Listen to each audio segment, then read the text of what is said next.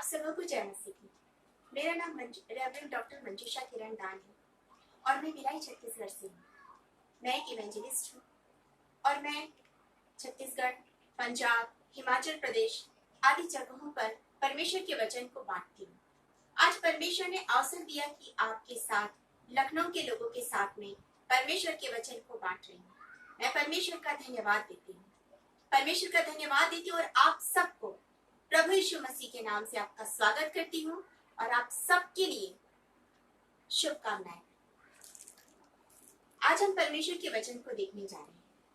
ये समय, जबकि इन दिनों में आराधनालय बंद है, जबकि इन दिनों में हम अपने अपने घरों में हैं, जबकि इन दिनों में हम परमेश्वर की और नजदीक आते जा रहे हैं, तो ये समय है हमें जानने का कि परमेश्वर की हमारे लिए क्या योजना है।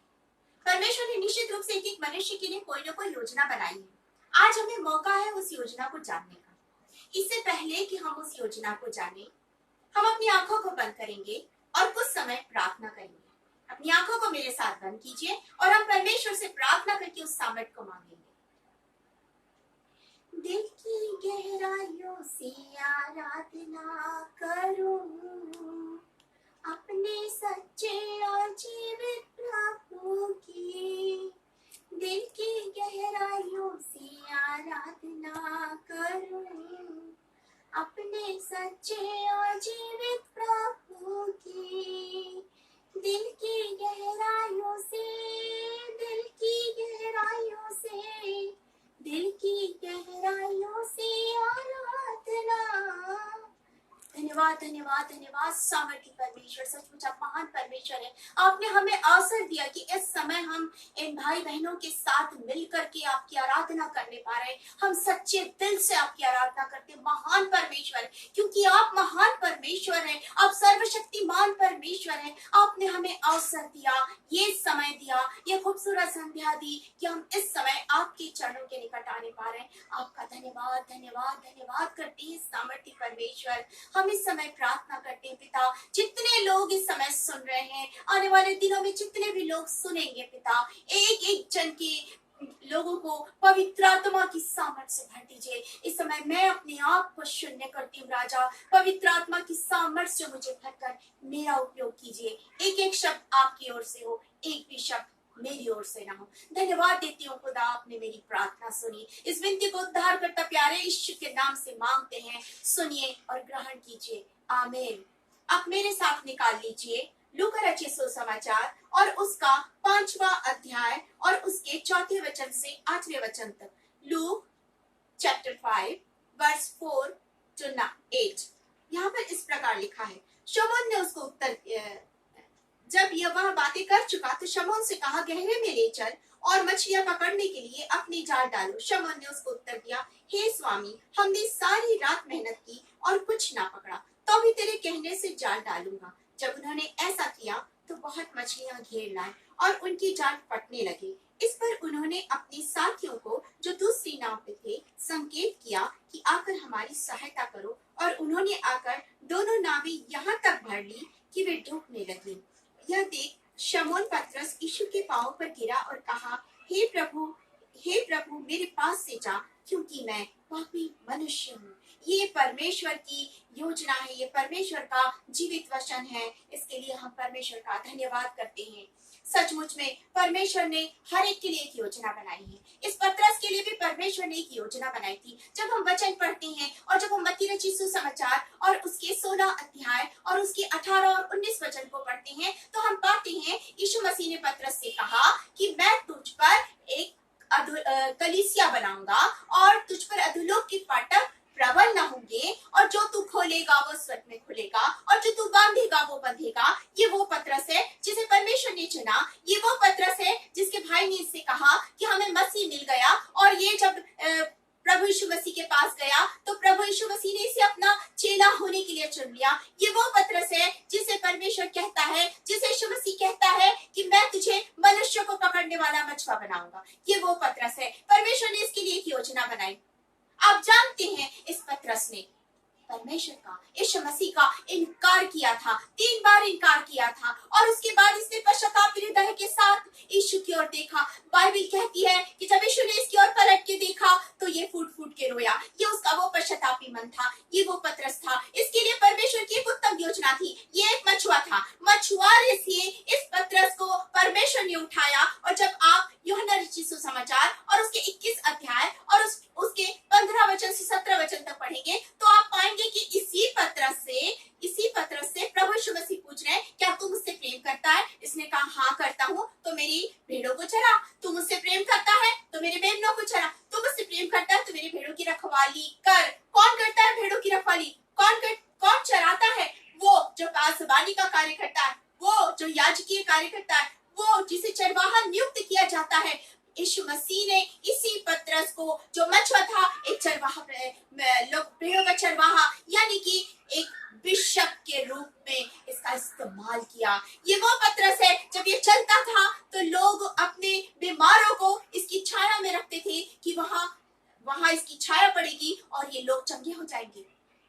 तो पतरस के लिए परमेश्वर की एक योजना है, पतरस के लिए परमेश्वर की योजना है। और यहाँ पर हम देखते हैं कि पतरस से कहा जा रहा है कि तू गहरे में ले चल। और वो कहता है कि हमने तो रात भर मछलियां पकड़ी, कुछ भी नहीं पाया प्रभु, हमने कुछ नहीं पाया। और परमेश्वर क्या कहता है, हमारा प्रभु क्या कहता है उससे? कहता है कि गहरे में ले चल। ठीक है, तू कह रहा है तो मैं लेके जा रहा हूँ। और जब ये गहरे में गया तो इसने वहां पर वो सब कुछ पाया, इतना पाया।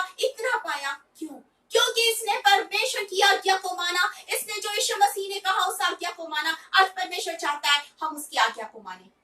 उसने हमारे लिए योजना बनाई है, लेकिन ये योजना तब हमारे जीवन में पूरी होगी जब हम उसके पास जाएंगे और जब हम उसकी आज्ञाओं को मानेंगे और जब वो हमारे लिए जो चाहता है उसे अपने जीवन में करने देंगे। तब हमारे जीवन में ये फुलफिल होगा, तब तक नहीं होगा।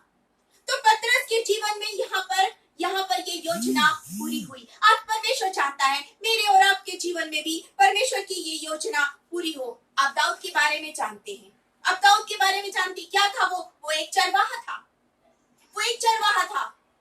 और बाइबल हमें बताती है, पहला शामुएल, जब आप पहला शामुएल निकालेंगे और पहला शामुएल के जब आप 16 अध्याय को पढ़ेंगे, वहां पर शामुएल राजा के लिए चुनाव करने के लिए दाऊद के घर में जाता है। यिशै के बेटों को देखता है कि किसका चुनाव किया जाए। एक के बाद एक सारे बेटे आते जाते हैं और शामुएल बोलता हाँ जरूर ये होगा, क्योंकि ये बड़ा खूबसूरत है, ये लंबा है, ये ऐसा है, ये वैसा है। एक एक करके सारे आ जाते हैं और आखिरी में एक बचता है। और तब शामुएल पूछता क्या और है? हाँ एक और है, वो छोटा है, बालक है और वो भेड़ बकरियां चरा रहा है, उसको भी बुलाया जाए। और जब वो आता है तब परमेश्वर कहता है इसे मैंने राजा होने के लिए चुना है, इसका अभिषेक कर। राजा होने के लिए क्या था वो एक चरवाहा था, वो भेड़ बकरियों को चराता था। वहां से एक राजा होने के लिए उसका चुनाव किया गया एक राजा होने के लिए। और बाइबल बताती है, जब आप उसी को पढ़ेंगे 16 अध्याय को ही जब आप पढ़ेंगे और 16 अध्याय के जब आप 13 वचन को पढ़ेंगे, पहला शामुएल 16 अध्याय 13 वचन, तो वहां पर पाएंगे उसी समय से जैसे उसका अभिषेक हुआ, बाइबल बताती है पवित्र आत्मा दाऊद के ऊपर उतर गया। आप जैसे यीशु मसीह को उद्धारकर्ता ग्रहण कर लेते हैं, जैसे आप बोलते हैं परमेश्वर तू मेरा स्वामी है, यीशु मैंने तुझे अपना उद्धारकर्ता ग्रहण किया, आज से तू मेरे लिए जो भी निर्णय लेगा वो सर्वोत्तम होगा। जब आप ये बोलते हैं, जब आप उसके पास जाते हैं, वो अपनी योजना आपके जीवन में प्रकट करना शुरू कर देता है। वो आपको पवित्र आत्मा की सामर्थ से भर देता है।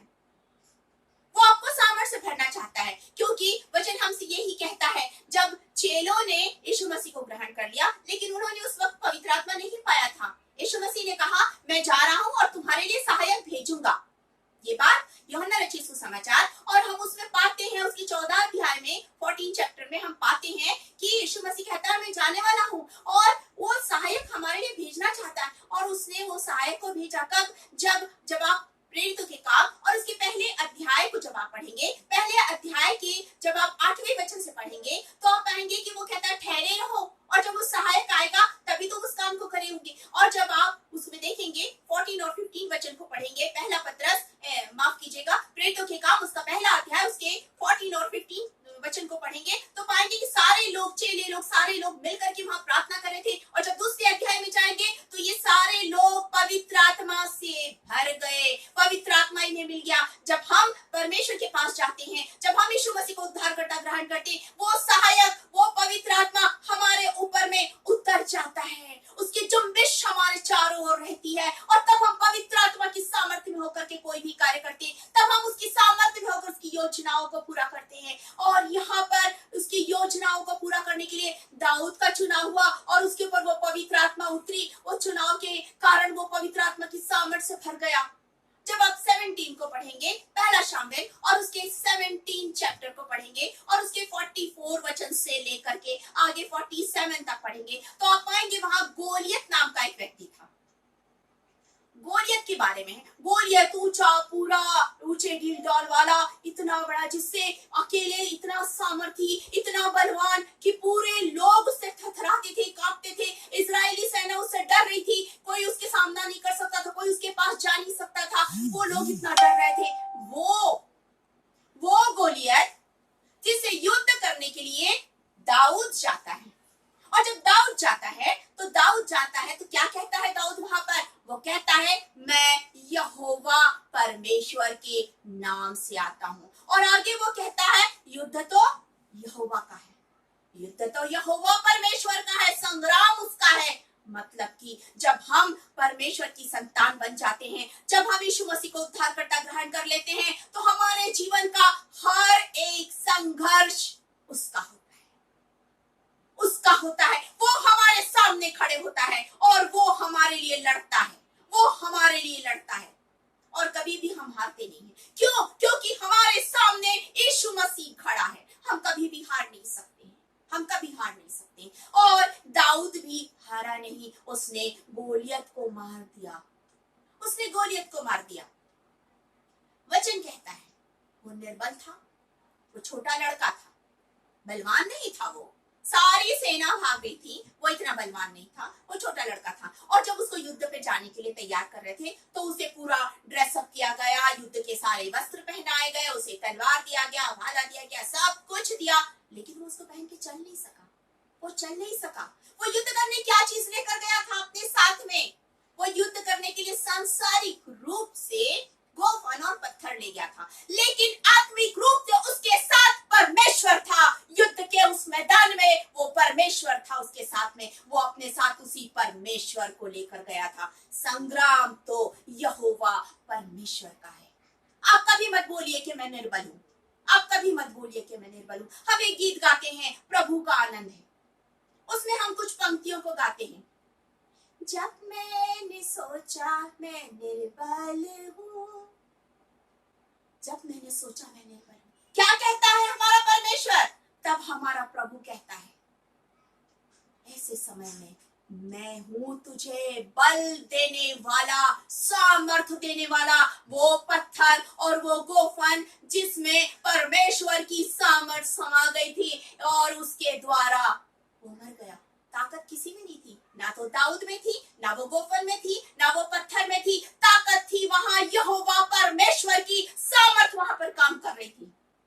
जब आप अपने आप को परमेश्वर के हाथ में सौंप देते हैं, परमेश्वर की योजना आपके जीवन में पूरी होने लगती है। दाऊद के जीवन में भी परमेश्वर की योजना पूरी हो रही थी, क्योंकि दाऊद ने अपने आप को परमेश्वर के हाथ में सौंप दिया था। उसने अपने आप को परमेश्वर के हाथ में सौंप दिया था। दाऊद कहता है, जब हम भजन संहिता की पुस्तक में देखते हैं, तो दाऊद कहता है, मुझे परमेश्वर से उसे प्रार्थना करना बड़ा पसंद है। वो कहता है कि मैं भोर के समय परमेश्वर से प्रार्थना करता हूँ, अच्छा लगता है मुझे। मैं दिन के समय परमेश्वर से प्रार्थना करता हूँ, अच्छा लगता है। जब मैं शाम के समय प्रार्थना करता हूँ, अच्छा लगता है। मैं रात में प्रार्थना करता हूँ, मैं प्रतिदिन प्रति समय प्रार्थना करता हूँ। दाऊद परमेश्वर की उपस्थिति में रहता था, उसकी सामर्थ्य से भरा था। परमेश्वर की योजना दाऊद के जीवन में पूरी हो रही थी। जब आप न्यायों और उसके जब आप 6वें अध्याय को पढ़ेंगे, वहां आप गिदोन के बारे में देखते हैं कि परमेश्वर ने गिदोन को चुना मिद्यानियों से युद्ध के लिए। और परमेश्वर ने जब उसे चुना, दूत वहां आया, और दूत क्या कहता है गिदोन से? हे शूरवीर सुरमा, हे शूरवीर सुरमा, ये शूरवीर सुरमा मिद्यानियों के डर से नीचे एक कुंड में नीचे जा करके अपने कार्य को कर रहा था, अपने वो फसल को तैयार कर रहा था। वो सारे तैयारी चल रही थी इसके अंदर में, वो अनाज को बटोरने की तैयारी चल रही थी अंदर में। शूरवीर सुरमा मिद्यानियों के डर से अंदर छिपा था और वहां जाकर कार्य कर रहा था। क्यों? क्योंकि मिद्यानी आते थे और सारा सामान, इनका सारा अनाज लूट के ले जाते थे और ये वहां पर था। और यहाँ पर परमेश्वर ने गिदोन का चुनाव किया और गिदोन का चुनाव करने के बाद उससे कहा कि तू युद्ध करने के लिए जाएगा। ठीक है, उसने कहा अगर ये तेरी ओर से है, उसने कुछ बातों को रखा कि मैं तुझसे कुछ, अगर ये तेरी ओर से है तो आज ये ऊन भीगना चाहिए। और उसके बाद उस रात वो ऊन भीग गई। अगले उसने बात कही अगले दिन कि अगर तेरी ओर से ये बातें हैं तो ये ऊन सूखी रहनी चाहिए। अगले दिन सूखी रह गई, मतलब ये परमेश्वर की ओर से। और उसके बाद उसने परमेश्वर को धन्यवाद दिया और एक वेदी बनाई और उस पर प्रार्थना की और उस वेदी का नाम रखा यहोवा शालोम। यहोवा शालोम। गिदोन को परमेश्वर ने चुना और उसके बाद जब मिद्यानियों से युद्ध के लिए चुना गया तो उसने अपने साथ में उन 32,000 लोगों को ले लिया था और ये सारे युद्ध के लिए जा रहे थे। लेकिन बीच में धीरे धीरे कम होते गए और परमेश्वर से बोलता गया जो डर रहे उनको हटाते जाओ। और वो लोग हटते गए 10,000 बचे। और अब पानी पीने के लिए एक जगह पर रुके। वहां पर फिर से परमेश्वर ने कहा जितने चप्पड़ करके पानी पिए सिर्फ उतने लोगों को ही लेके जाना युद्ध के लिए। ठीक है, कितने बचे? 300, सिर्फ 300, 300 ओनली। उन 300 लोगों को लेकर के ये मिद्यानियों पर विजय पाया। क्यों? क्योंकि परमेश्वर उसके साथ था। परमेश्वर ने अपनी योजना के लिए गिदोन का चुनाव किया था और उसने मिद्यानियों से युद्ध किया और जीत हासिल की, मिद्यानियों पर विजय हासिल की। जब 7वें अध्याय को देखेंगे तो आप पाएंगे उसने मिद्यानियों पर विजय हासिल की। ये है परमेश्वर की योजना। मत कहिए कि मैं निर्बल हूं, मैं इस काम को नहीं कर सकती हूँ, मैं इस काम को नहीं कर सकता हूँ, क्योंकि परमेश्वर निर्बलों को बल देने वाला परमेश्वर है। उसने जब मूसा को चुना, मूसा ने अपनी निर्बलता बताई, मैं कैसे बोलूंगा, लोग मेरी नहीं सुनेंगे, ऐसा होगा वैसा होगा। और जब आप और आगे देखते हैं तो आप पाते हैं कि वो कहता है मैं तो बोलने में हकलबद्दा हूँ, मैं तो बोल ही नहीं सकता हूँ।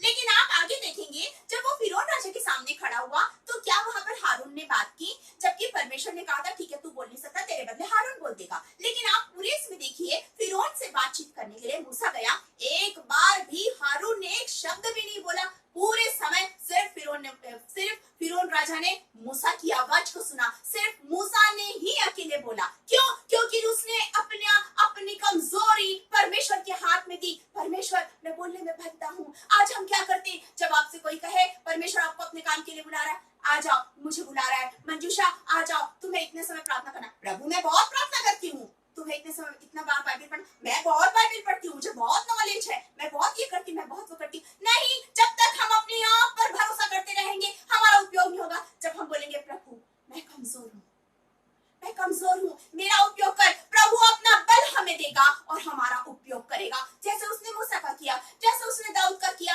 जैसे उसने गिदोन का किया, जैसे वो पतरस का किया, वैसे ही आज आपका उपयोग करना चाहता है। क्या आप उसकी योजना के लिए तैयार हैं? क्या आप उसकी योजना के लिए तैयार हैं? आपको उसकी योजना के लिए तैयार होना पड़ेगा, क्योंकि परमेश्वर ने अपनी योजना के लिए हर एक को चुना है। शाऊल के बारे में आप जानते हैं, जब आप नया नियम पढ़ते हैं प्रेरितों के काम और उसके 9 अध्याय के में हम शाऊल का वर्णन देखते हैं। जब उसने शाऊल को चुना, शाऊल कौन था? लोगों को सताने वाला शाऊल था। ये शाऊल परमेश्वर द्वारा चुना गया और अब क्या हो गया वो, ये शाऊल पौलुस अब क्या हुआ, अब लोगों को बचाने वाला बन गया, उद्धार की कथा सुनाने वाला बन गया, सुसमाचार का प्रचार करने वाला बन गया। आज हम वचन में उसकी पत्रियों के द्वारा मार्गदर्शन पाते हैं। ये शाऊल जो सताने वाला था, ये शाऊल आज लोगों को बचाने वाला हो गया। आज हम उसकी पत्रियों को पढ़ते हैं, वो हमारे लिए एक आईना है जिसमें हम अपनी तस्वीर देखते हैं और हमारे इसमें कहां पर क्या दाग है हम उसे मिटाते हैं, हम अपने आप को सुधारते हैं उसको देख के, उसको पढ़ के। ये है परमेश्वर की योजना। परमेश्वर अपनी योजना के लिए किसी को भी चुन सकता है। उसने मुझे चुना, मैं क्या हूँ, एक कमजोर स्त्री हूँ, प्रभु की दासी, मैं कुछ भी, मेरे अंदर कोई योग्यता नहीं है, लेकिन उसने जब मुझे चुना अपनी सामर्थ से मुझे भरा, उसने अपनी सामर्थ से मुझे भरा। परमेश्वर अपनी योजना के लिए हर एक को चुनता है। उसने मुझे चुना, उसने आपको चुना है। आज वो आपका उपयोग करना चाहता है। और ये दिन जब हम अपने घरों में बैठ के आराधना कर रहे हैं, आज के दिनों आजकल जब हमारे घर आराधनालय बन गए हैं और हमारे आराधनालय में प्रभु की उपस्थिति है, तो हम उसकी योजनाओं को भी जानने का प्रयत्न करें। हम उसकी योजनाओं को भी जानने का प्रयत्न करें। हम एक एक सीढ़ी चढ़ते जाएंगे, उसकी योजना की ओर बढ़ते जाएंगे, क्योंकि उसकी योजना अपार है। अगर आप ये कहेंगे कि मैं तो वचन का प्रचार नहीं कर सकती हूँ, क्यों नहीं कर सकते? अपने मुंह को खोलो, मैं तेरे मुंह को अपने वचन से भर दूंगा। यिर्मयाह नबी की पुस्तक उसके पहले अध्याय के जब आप 5 वचन से लेकर 10 वचन तक पढ़ेंगे, आप पाएंगे यिर्मयाह वहां कहता है, मैं तो बालक हूं, मैं तो बोल नहीं सकता हूँ, ये है वो। माता के गर्भ से तो तुझे मैंने चुना है कि तू वचन को सुनाए, तू लोगों को प्रभु के पास लेकर आए, परमेश्वर के पास लाए, तू उद्धार की कथा सुनाए। और तू कैसे कहती है कि तू नहीं बोल सकती? तू कैसे कहता है कि तू नहीं बोल सकता? अपने मुंह को खोल, मैं तेरे मुंह में वचन भर दूंगा, मैं तुझे पवित्र आत्मा से भर दूंगा, तू बहुत से लोगों को मेरे पास लाएगा। किसी से डरने की आवश्यकता नहीं है, किसी से डरने की आवश्यकता नहीं। क्योंकि यहोवा परमेश्वर तेरे संग है। इधर उधर मत ताक, तेरा परमेश्वर तेरे संग है। वो तुझे हर कदम पर लेके जाएगा, वो तेरी सहायता करेगा, वो तेरी रक्षा करेगा, वो तेरी अगुवाई करेगा। वो तुझे लेके जा रहा है, तो तुझे किसी से भय खाने की जरूरत नहीं। वचन को ले और आगे बढ़, वचन को ले और आगे बढ़। वो यही चाहता है। इसीलिए तो उसने यहोशू से कहा, जब यहोशू की पुस्तक को पढ़ते उसके पहले अध्याय को, जब आप उसके 3 वचन से आगे पढ़ते जाएंगे पूरे 9 वचन तक, तो आप पाएंगे कि वो कहता है यहोशू से, अपनी कमर बांध, उठ और तैयार हो, और अभी ये लोगों को लेकर कनान देश में जा। ठीक है, जाऊंगा, लेकिन क्या तू मेरे साथ रहेगा? हाँ, जैसे मैं मूसा के साथ था, अपने दास मूसा के साथ था, वैसे मैं तेरे साथ रहूंगा। और आगे 9 वचन में वो कहता है, और 8वें और 9वें वचन को जब आप पढ़ते हैं तो वो कहता है, व्यवस्था की यह पुस्तक तेरे चित्त से उतरने ना पाए। तू जहां जहां जाएगा, तेरा परमेश्वर यहोवा तेरे संग रहेगा, और जो भी तू काम करेगा उसमें तू सफल होगा। व्यवस्था की यह पुस्तक, परमेश्वर की आज्ञाओं को जब आप मानेंगे, परमेश्वर आपके संग रहेगा। उसने आपको चुना है, उसने आपका उपयोग करने के लिए आपको चुना है। उसने अय्यूब को चुना था। अय्यूब तो एक खरा व्यक्ति था, उसने अय्यूब को चुना। अय्यूब के जीवन से हम पाते हैं कि जब लोग किसी परेशानी में रहते हैं, जब लोगों के जीवन में दुख आता है, ये अय्यूब की पुस्तक उन्हें शांति देती है, उन्हें शांति देती है। इसलिए क्योंकि जिसे परमेश्वर चुनता है, जो परमेश्वर की संतान है, परमेश्वर अपनी संतानों के चारों ओर लहू के बाड़े को बांधता है, और स्वर्गदूत उसके चारों ओर पहरा देते हैं। हालेलुया, धन्यवाद हो परमेश्वर का, क्योंकि परमेश्वर हमारे चारों ओर स्वर्गदूतों की सेना लगा के रखा है, जो हमारे चारों ओर पहरा देते हैं। जब हम अपना विश्वास परमेश्वर पर करते हैं, परमेश्वर की सामर्थ उसी वक्त हमारे जीवन में काम करने लगती है। हमारे जीवन में उसकी सामर्थ काम करना शुरू कर देती है। और वचन हमसे कहता है, परमेश्वर की योजना, पहली चीज, परमेश्वर की योजना हमेशा घोषित होती है। वो योजना जो वो हमारे लिए बनाता है, उसकी घोषणा वो हमारे जीवन में करता है। उसने यिर्मयाह के जीवन में घोषणा की कि मैंने तुझे माता के गर्भ से चुना है। वो घोषणा की, उसने घोषणा की। जब आप रोमियो और उसके 17 अध्याय और उसके 10वें वचन को पढ़ेंगे, तो वहां पर भी पाएंगे कि सुनना किसमें आता है? वचन को सुनना है, विश्वास करना है, लेकिन कब? जब वचन उन तक पहुंचेगा। मतलब वचन के द्वारा वो लोगों को चुनता है, वो लोगों को चुनाव करता है। वचन के द्वारा वो स्वयं बात करता है, जैसे उसने यिर्मयाह से की। वो वचन के द्वारा लोगों से बातचीत करता है और लोगों का चुनाव होता है। और परमेश्वर चाहता है कि मेरे और आप भी उसके वचन को सुने और उसके वचन के अनुसार चले। जब आप प्रेरितों के काम और उसके 13 अध्याय 13, प्रेरितों के काम उसके 13 अध्याय 13 और उसके दूसरे वचन को पढ़ेंगे, तो वो वहां पर पाएंगे कि पवित्र आत्मा की सामर्थ्य के द्वारा हमें पता चलता है।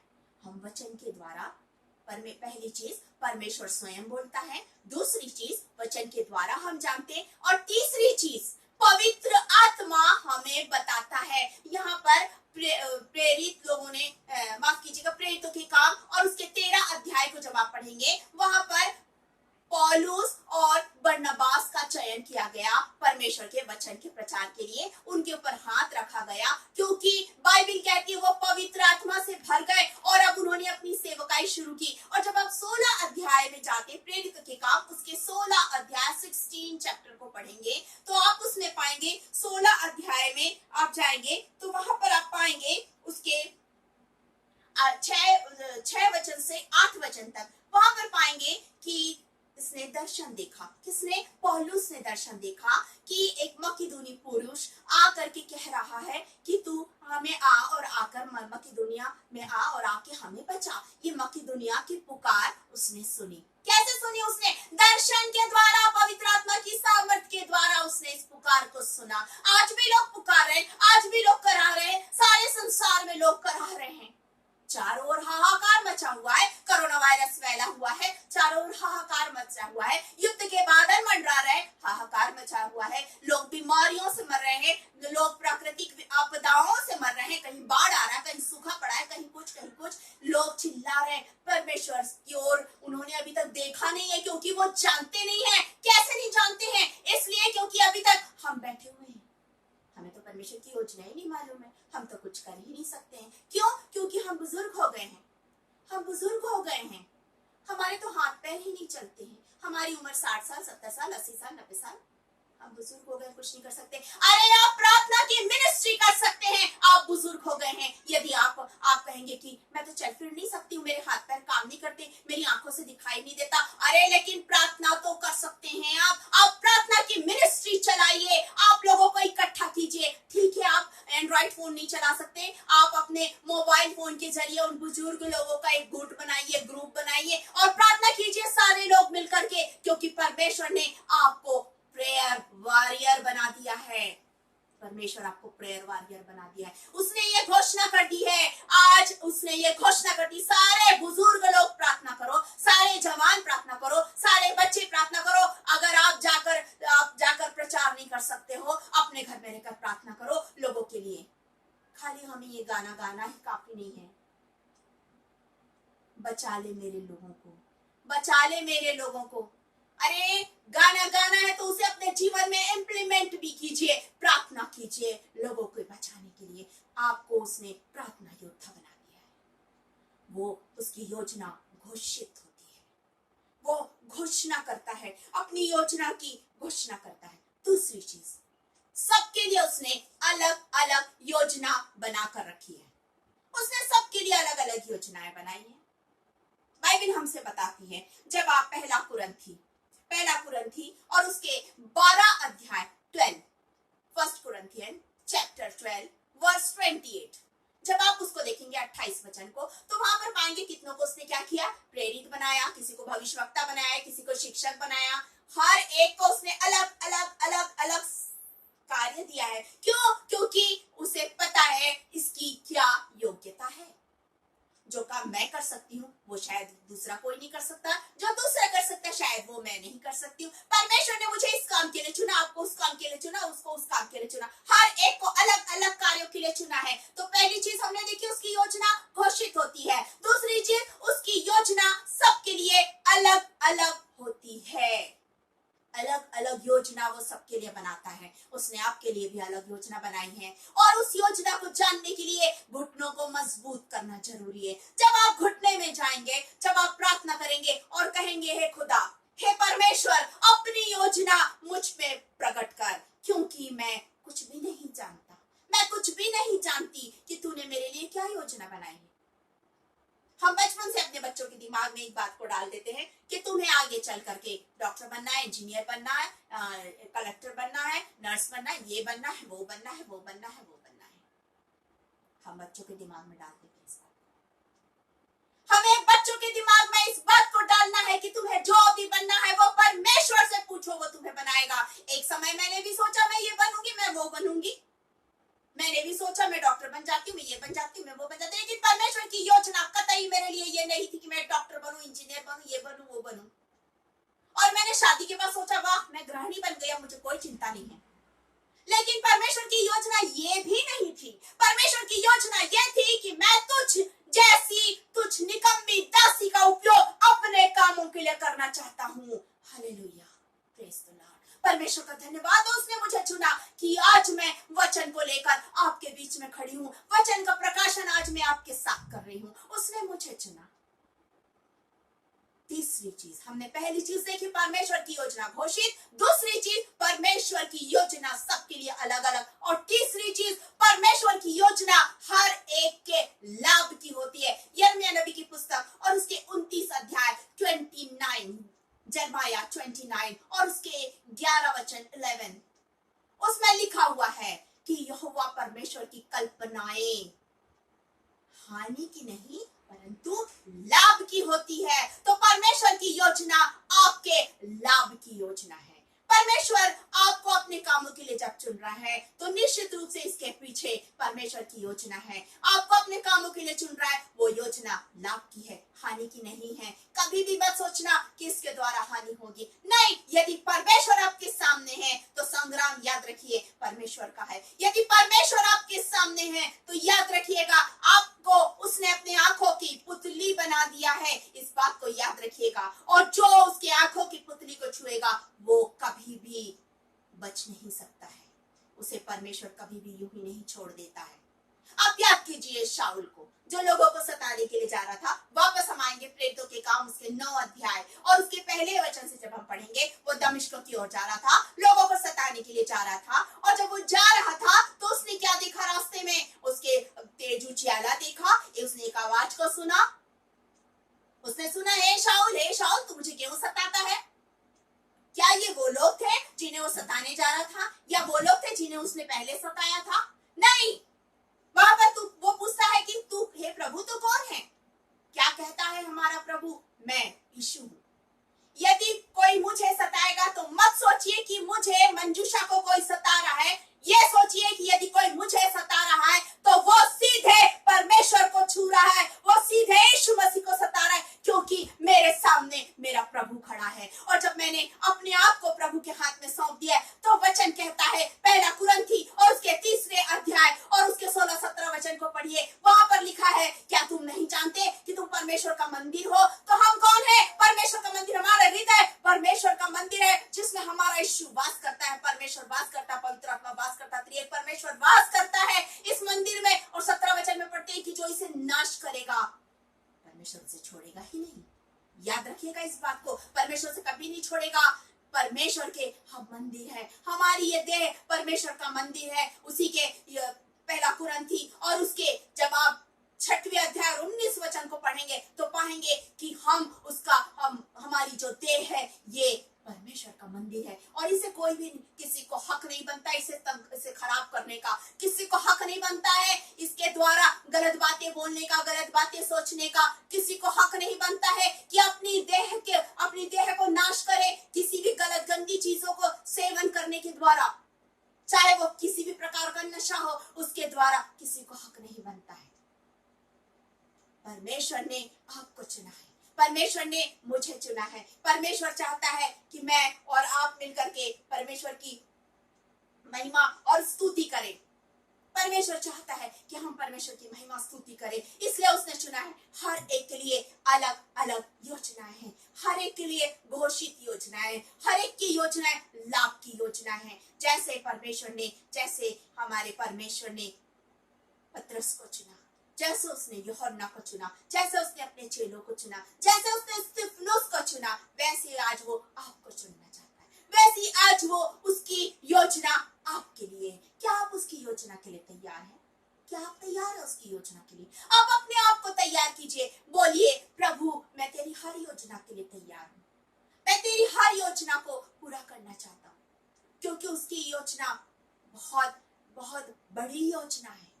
आप प्रार्थना योद्धा बनकर उसकी योजना पूरी कर सकते हैं। आप सुसमाचार प्रचारक बनकर उसकी योजना पूरी कर सकते हैं। आप लिखकर उसकी योजना को, वचन के अच्छा प्रकाशन लिख करके उसकी योजना को पूरा कर सकते हैं। आप किसी भी रीति से उस योजना को जो उसने आपको दिया उसके द्वारा पूरा कर सकते हैं। बस सिर्फ उसके पास जाना है, उस योजना को जानने के लिए। जब तक आप उसके पास नहीं जाएंगे उस योजना को नहीं जान सकते हैं। आपको उसके पास जाना होगा और उसे पूछना होगा, प्रभु मेरे लिए क्या काम है, मेरे लिए क्या योजना है, मैं तैयार हूं तेरे काम के लिए, मैं तैयार हूं तेरी योजनाओं के लिए। जो तू चाहता है मेरे जीवन में कर। मैं अपने आप को खाली करती हूँ, मैं अपने आप को खाली करता हूँ, मैं अपने आप को शून्य बना देता हूँ। तू मुझे पवित्र आत्मा की सामर्थ से भर दे और मेरा उपयोग कर। पतरस और यूहन्ना मंदिर की ओर जा रहे थे। प्रेरितों के काम 3 अध्याय पहले वचन। क्या किया उन्होंने? वहां पर एक लंगड़ा बैठा था सुंदर फाटक पर, और वो बड़ी आशा से देख रहा था कि पतरस और यूहन्ना उसे कुछ देने वाले हैं।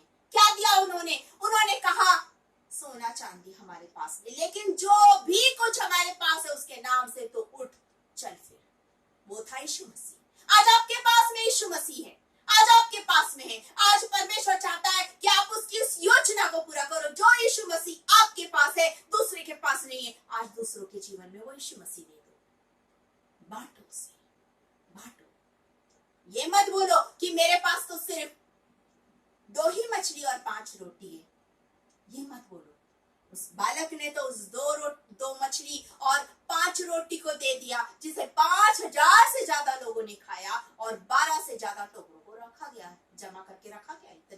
इतना बढ़ा। तो परमेश्वर का वचन भी उसी तरह बढ़ेगा जब आप परमेश्वर के पास जाएंगे और बोलेंगे मेरे पास बस इतना ही है। प्रभु बोलेगा बस इतना ही है, मैं इसे इतना कर देता हूँ। तेरे पास इतना है, मैं उसे इतना कर देता हूँ। गहरे में कुछ मछलियां नहीं मिली। जब हमने इसे पढ़ा, गहरे में उसको कुछ मछलियां नहीं मिली, जाकर आ गए वापस, कुछ नहीं मिला। लेकिन अब उस नाव में यीशु मसीह था। अब तक यीशु मसीह नहीं था। जाके वहां मछली पकड़ने गए, कुछ नहीं पाया, खाली हाथ आ गए। सारी रात मेहनत की, कुछ नहीं पाया, खाली हाथ आ गए। लेकिन अब नाव में यीशु मसीह है। अब यीशु मसीह बोल रहा है चल। अब जब गए तो वहां क्या हुआ? जाल फटने लगे। सहायता के लिए दूसरों को बुलाना पड़ा और चेलों को नाव लेकर आओ, जाल फट रहे हैं, इतनी मछलियां हो गई है।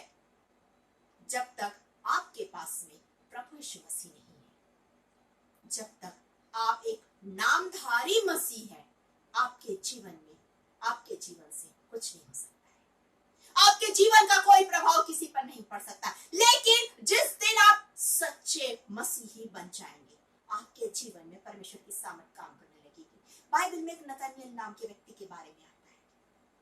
हम पढ़ते हैं बाइबल में नतानियल के बारे में। नतानियल आ रहा था और यीशु मसीह ने नतानियल को देखा। जब यीशु मसीह ने नतानियल को देखा तो वचन कहता है, यीशु मसीह ने कहा ये सच्चा इजरायली है, क्योंकि उसके जीवन से दिख रहा था कि वो इजरायली है। वो प्रकट कर रहा था। जब पतरस को पकड़ा गया, जब पतरस को वहां पर उसने यीशु मसीह का इनकार कर दिया, उस समय जब उसको पकड़ा गया तब बार बार लोग बोल रहे थे कि ये भी तो यीशु के साथ था। इसकी भाषा, अब इसकी बोली यीशु मसीह की बोली से मिलती जुलती थी। इसके जीवन से यीशु मसीह लोगों को दिखाई दे रहा था और वो कह रहे थे कि यीशु के साथ था। जब आपके जीवन में यीशु आ जाता है, जब आप यीशु के साथ चलने लगते हैं, आपके अंदर से यीशु लोगों को दिखाई देने लगता है। आप याद कीजिए मूसा को, आप याद कीजिए मूसा को। क्या हो रहा था मूसा के साथ? जब आप निर्गमन को पढ़ेंगे, निर्गमन की पुस्तक जब आप उसको पढ़ेंगे, ये वह मूसा था जिसने लोगों के लिए प्रार्थना की, जिसने लोगों के लिए प्रार्थना की कि परमेश्वर इन्हें क्षमा कर दे, नहीं तो मेरा नाम जीवन की पुस्तक में से काट देना। ये वो मूसा था। आज जब वो पर्वत से नीचे उतर रहा था, परमेश्वर की उपस्थिति से जब वो नीचे उतर रहा था, यहोवा परमेश्वर की उपस्थिति से आ रहा था, बाइबल कहती है उसके चेहरे से किरणें निकल रही थी। जब आप परमेश्वर की उपस्थिति में रहेंगे, आपके जीवन से भी किरणें निकलेगी, आपकी बातचीत से भी किरणें निकलेगी। आप यीशु मसीह को दिखाएंगे, आप परमेश्वर को दिखाएंगे, आप पवित्र आत्मा को दिखाएंगे, आप पवित्र आत्मा की सामर्थ से भर जाएंगे, आपके अंदर पवित्र आत्मा के वो 9 फल आ जाएंगे। यही तो परमेश्वर की योजना है आपके लिए। परमेश्वर की ये योजना है आपके लिए। आज परमेश्वर चाहता है कि वो जो जगह तैयार कर रहा है उस जगह में आप रहें। कैसे रहेंगे? जब आप घुटनों में जाएंगे, उसकी आज्ञाओं को मानेंगे, उसकी शिक्षाओं को मानेंगे, उसके आदेश को पूरा करेंगे। वो आदेश जो उसने मत्ती रचित सुसमाचार और उसके 28 अध्याय में दिया है, और और उसके 18 से 20 पद में हम पाते हैं, जब आप उस आदेश को मानेंगे, बाइबल कहती है अब से तुम मेरे दास नहीं हो, क्या हो, तुम मेरे मित्र हो। अब से मैं तुम्हें दास नहीं कहूंगा, मित्र कहूंगा। यूहन्ना रचित सुसमाचार उसके 15 अध्याय को जब आप पढ़ेंगे 12 वचन से आगे, तो आप पाएंगे कि वो कहता है अब से मैं तुझे दास नहीं कहूंगा, मित्र, क्योंकि दास नहीं जानता उसको स्वामी क्या करता, परंतु मैंने तुम्हें मित्र कहा है। और अब मैं तुम्हारे लिए जगह भी तैयार कर रहा हूँ कि जहां मैं रहूं वहां तुम रहो, और उस जगह में अब हमें जाना है। यही तो उसकी योजना है। हमने उस जगह को छोड़ दिया था।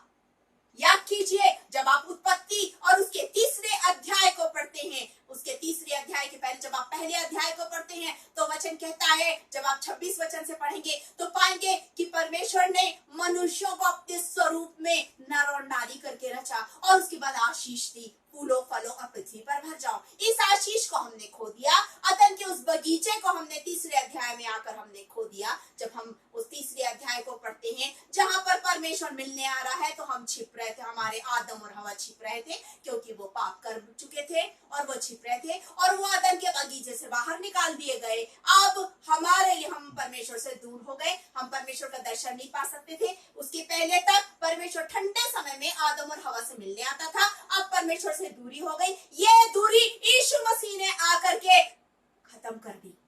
वो मंदिर का पर्दा फट गया, वो दूरी खत्म हो गई। अब वो हमारे लिए जगह तैयार कर रहा है। अब हमें वापस परमेश्वर के सिंहासन के पास वो लेके जाना चाहता। ये तो उसकी योजना है, लेकिन उसके पहले उसने जो सांसारिक रूप में हमें योजना दी है, वचन के प्रचार की, वो पूरी करनी है।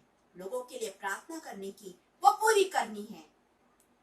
हमें उसने अपने योजनाओं के लिए चुना है। क्या आप तैयार हैं? क्या आप तैयार हैं? जब आप तैयार होंगे, घुटनों में जाएंगे और परमेश्वर से कहेंगे, हाँ प्रभु मैं तैयार हूँ, हाँ परमेश्वर मैं तैयार हूँ, क्योंकि समय बहुत कम है, समय बहुत कम है। आजकल जो परिस्थितियां हैं वो आपके सामने खुली हुई है। आप सारी परिस्थितियों को जान रहे हैं, किस तरह से कोरोना वायरस चारों ओर फैला हुआ है, किस तरह लोग मर रहे हैं, किस तरह लोग नाश हो रहे हैं। समय बहुत थोड़ा सा बचा है, बहुत थोड़ा सा समय बचा है। क्या इस थोड़े से समय में आप उस योजना को पूरा करेंगे? क्या उस थोड़े से समय में अपना जीवन आप प्रभु के हाथ में देंगे? यदि आप उस योजना को पूरा करने जा रहे हैं, आइए हम अपनी आंखों को बंद करेंगे और इस समय हम प्रार्थना करेंगे। लखनऊ के लोगों, आज परमेश्वर की योजना आपके लिए है। लखनऊ के लोगों और इसके अलावा जितने भी लोग सुन रहे हैं, आज आपके लिए परमेश्वर की एक उत्तम योजना है। जानने के लिए उसके पास आ जाइए, अपनी आंखों को बंद कीजिए और उससे कहिए, हाँ परमेश्वर मैं तैयार हूं, मैं तैयार हूं तेरी योजना के लिए, मैं तैयार हूं तेरी योजना के लिए। अपनी आत्मा से मुझे भर दे, अपने अपने आत्मा की सामर्थ्य से मुझे भर दे, मेरा उपयोग कर तू। मैं तेरी हर योजना को हर समय पूरी करना चाहती हूँ, पूरी करना चाहता हूँ। ये मत कहिए मैं छोटा हूँ, मैं बड़ा हूँ, मैं बुजुर्ग हूँ, मैं जवान हूँ, मैं बच्चा हूँ, मैं ये ना ना ना, कोई बहाना नहीं चलेगा, कोई बहाना नहीं चलेगा, क्योंकि परमेश्वर ने हर एक के लिए यीशु मसीह को इस संसार में भेजा कि लोग उद्धार पाए। तो उस योजना को आज आपको पूरा करना है। अपनी आंखों को बंद कीजिए, हम इस समय प्रार्थना करेंगे, हम इस समय प्रार्थना करेंगे। और जितने बीमार हैं वो इस समय अपनी उस बीमारी को भी परमेश्वर के चरणों के पास लाएंगे और कहेंगे, परमेश्वर मुझे चंगा कर, मैं तेरी योजना को पूरा कर सकूं। हर एक जन जो बेरोजगार है, इस समय आप देख रहे हैं, संसार की सारी परिस्थितियों को देख रहे हैं, किस तरह बेरोजगारी होती जा रही है, किस तरह लोग मरते जा रहे हैं, किस तरह लोग डिप्रेशन में चले गए हैं। कौन उन्हें बाहर निकालेगा इस डिप्रेशन से? आप निकालेंगे, आप उन्हें इस डिप्रेशन से बाहर निकालेंगे। अब समय है, परमेश्वर से कहिए, प्रभु मेरा उपयोग कर कि ये मरने वाले, नाश होने वालों को मैं बचाने के लिए जा सकूं, तेरी ज्योति बन के इस अंधकार में पड़े लोगों को तेरे राज्य में ला सकूं। आज आप बोलिए, परमेश्वर मेरा उपयोग कर, मेरा उपयोग कर। अपनी आंखों को बंद कीजिए और इस समय प्रार्थना कीजिए, अपने मन में प्रार्थना कीजिए, पश्चाताप हृदय के साथ आकर प्रार्थना कीजिए और कहिए, प्रभु मेरा इस्तेमाल कर। धन्यवाद धन्यवाद धन्यवाद करते सामर्थी परमेश्वर, सचमुच आप महान परमेश्वर है, आप दयालु परमेश्वर हैं। आपने हमें चुना कि हम आपकी योजना पूरी कर सके। पिता, आज जितने लोग इस समय आपके पास आते हैं, यदि वो किसी दुख में, तकलीफ में, बीमारी में है, आप उन्हें चंगाई दीजिए, उनके दुख तकलीफ को दूर कीजिए। यदि वो कर्ज के बोझ के नीचे दबे हैं, ये कर्ज का बोझ यीशु मसीह के नाम से आज हटा दीजिए। यदि लोग बेरोजगार है, यीशु के नाम से उनके लिए उपाय कर दीजिए, क्योंकि आप यहोवा यिरे परमेश्वर, उपाय करने वाले परमेश्वर, आज आप उनके लिए उपाय कर दीजिए पिता। दयालु पिता परमेश्वर, इस समय जितने लोग आपके पास आते हैं पिता, आप उनका उपयोग अपने कार्यों के लिए कीजिए पिता। पवित्र आत्मा का अभिषेक दे दीजिए, एक एक जन को पवित्र आत्मा का अभिषेक दे दीजिए राजा। आत्मा की सामर्थ्य भरकर हर एक जन आपके पास आए और आपकी योजना उसके जीवन में पूरी हो जाए। आपका धन्यवाद करते हैं आज के वचन के लिए। सचमुच जब तक नाव में यीशु नहीं था, कुछ नहीं पाया, लेकिन यीशु आया, सब कुछ पाया। प्रभु, आज हमारी नाव में भी आप सवार हो जाइए। जितने इस समय प्रार्थना कर रहे हैं, एक एक की नाव में आप सवार हो जाइए, ताकि लोग पा सके उस आशीष को, उस योजना को, उस स्थान को पा सके। धन्यवाद करते आज के वचन के लिए। धन्यवाद देती हूँ पिता, जब मैंने अपने आप को शून्य किया, आपने आत्मा की सामर्थ्य में भरकर मेरा उपयोग किया। एक एक शब्द आपकी ओर से था। धन्यवाद करते राजा, सारी आदर महिमा आपको देती और धन्यवाद के साथ ही प्रार्थना उद्धार करता प्यारे यीशु मसीह के नाम से मांगते हैं। सुनिए और ग्रहण कीजिए, आमीन। आप सबको एक बार फिर से जय मसीह की। और हम सारे लोगों के लिए हमेशा प्रार्थना करते रहेंगे। अपनी प्रार्थनाओं में भी आप हम सबको भी याद रखिए। धन्यवाद करते हैं भाई अनुज का, धन्यवाद करते हैं एक एक जन का जो इस समय सुन रहे हैं। उन सब के लिए प्रभु यीशु मसीह के नाम से आशीष और कल्याण की घोषणा करते हैं।